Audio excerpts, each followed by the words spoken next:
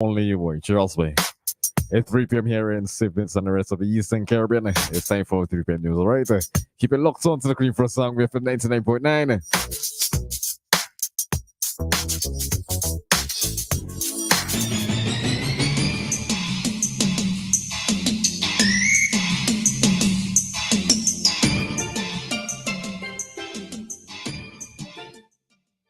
Good afternoon and welcome to WEFM's 3 p.m. news. I am your presenter, Rajiv Providence.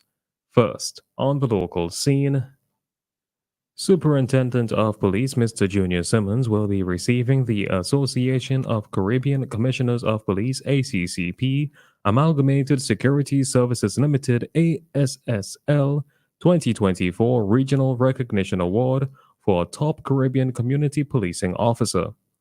He is currently part of the Commissioner of Police, Mr. Enville Williams' delegation in Belize for the 38th Annual General Meeting and Conference of Association of Caribbean Commissioners of Police. Several regional and international partners and members of the business community are also in attendance.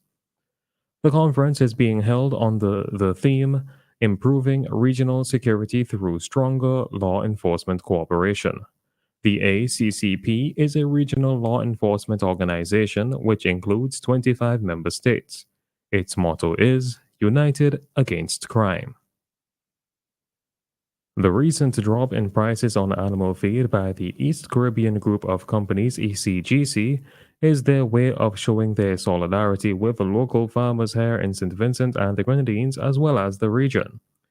This is according to Chief Executive Officer of the ECGC, J. Robert Cato, who said that the company is happy to reduce the prices and that they were able to make this change thanks to market intelligence in combination with other elements. We hear more from ECGC's CEO.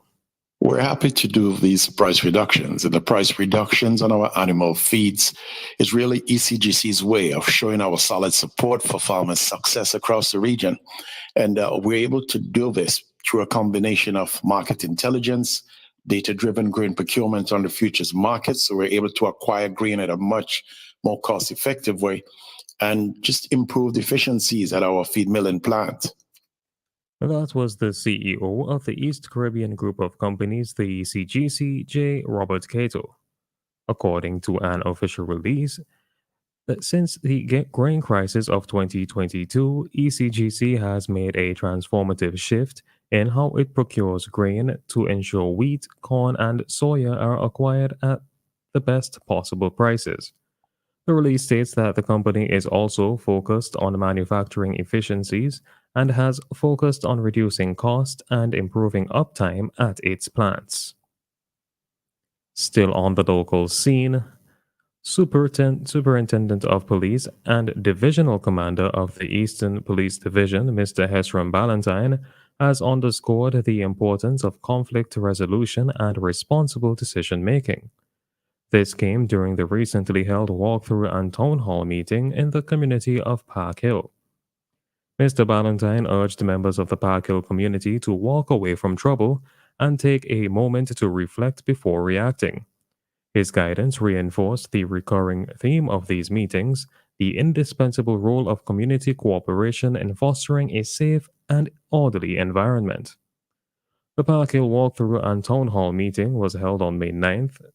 Various members of the police force, including Commissioner of Police Mr. Enville Williams, engaged directly with the community.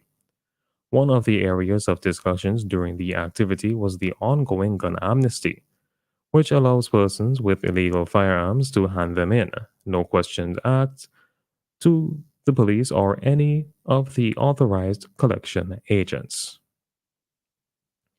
On to news in the region.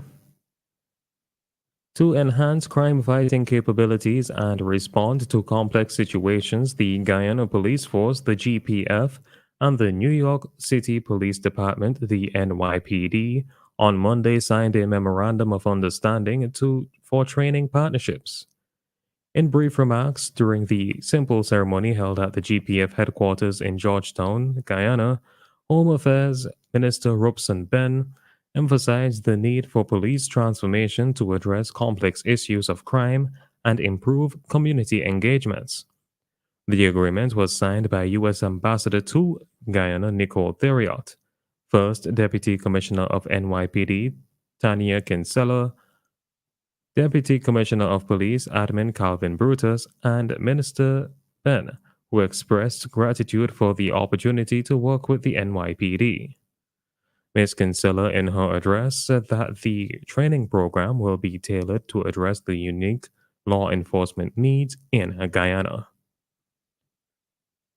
The direct services between Barbados and Grand Cayman provided by Cayman Airways will come to an end on July 3, 2024. The announcement came via the Barbados Tourism Marketing Inc. BTMI. In a press release, it explains that before the service is phased out, it will be reduced to once weekly after May 17th, when the Thursday-Friday rotation will cease. Chief Executive Officer of the BTMI, Andrea Franklin, said that the board and management of the BTMI conducted a comprehensive review of airlift into Barbados for the just concluded winter season, and that following the evaluation of the route's performance, the BTMI and Cayman Airways mutually agreed to terminate the arrangement. BTMI CEO expressed gratitude to Cayman Airways for their support and indicated that the possibility of future partnerships remains open. Finally, on the international scene, U.S. President Joe Biden is ramping up tariffs on Chinese-made electric cars, solar panels, steel, and other goods. The White House said the measures, which include a 100% border tax on electric cars from China, were a response to unfair policies and intended to protect U.S. jobs. China has already criticized the plans, which were signaled in advance. Analysts said the tariffs were largely symbolic and intended to shore up votes in a tough election year. They follow months of criticism by former President Donald Trump, who is running for the White House against Mr. Biden and has argued his rival's support for electric cars would kill the U.S. car industry.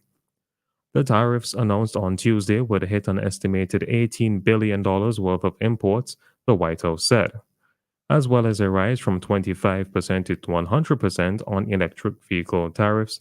Levies on solar cells would go up from 25% to 50%. Tariff rates on certain steel and aluminum products will more than triple to 25%, up from 7.5% or less. This has been WEFM's 3 p.m. News. I have been your presenter, Rajiv Providence. Join us again at 5:30 for WEFM's Evening News, and we